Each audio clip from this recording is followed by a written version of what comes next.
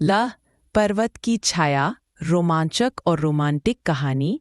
उत्तराखंड के एक शांत घने जंगलों से घिरे गांव में अवनी रहती थी।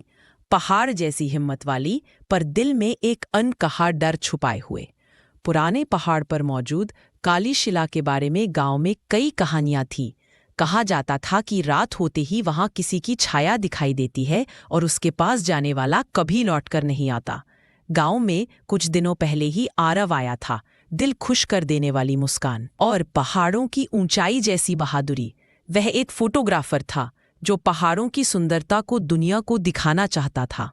आरव और अवनी की पहली मुलाकात पहाड़ के रास्ते पर हुई, जहां अवनी आरव की गिरती कैमरा बैग बचाने में मदद करती है। दोनों की हंसी, शर्म और थोड़ी सी नजरें, बस यही से कहानी के धागे बुनने शुरू हो गए थे। एक शाम तेज हवाएं चल रही थी और बादल पहाड़ों पर मंडरा रहे थे। आरव ने अवनी से कहा, मैं काली शिला देखना चाहता हूँ। कहते हैं वहां से सूरज उगने का नजारा दुनिया में कहीं नहीं मिलता। अवनी डर गई। रात में वहां जाना ठीक नहीं आरव, जो भी जाता है वापस नहीं आता। आरव मुस्कुराया, इस बार हम दोनों जाएंगे, और अगर छाया सच में है तो हम सच का सामना करेंगे। अवनी के दिल में डर था, पर आरव पर भरोसा उससे बड़ा। उसने हाँ कर दी। रात के 12 बजे दोनों टॉर्च और कैमरा लेकर जंगल में उतर गए। हवा सिसकारियां भर रही थी, पत्तों की आवाज किसी अदृश्य चाल की तरह लग रही थी।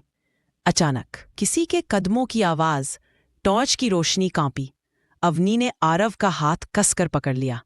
अंधेरे में एक काली सी परछाई चल रही थी, मानो किसी इंसान की, पर इंसान जैसी नहीं। अवनी, वो यही है। आरव ने हिम्मत करके आवाज लगाई, कौन हो तुम? परछाई रुकी। हवा ठंडी हो गई और अगले ही पल वह परछाई उनकी ओर बढ़ने लगी। परछाई जैसे ही करीब आई, आरव ने कैमरे की फ्लैश चलाई।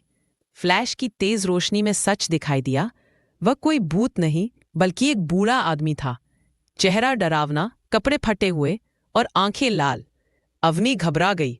ये तो वही है जो 10 साल पहले लापता हुआ था। बूढ़े आदमी ने धीमी आवाज में कहा, मैं रास्ता भटक गया था, मदद चाहिए।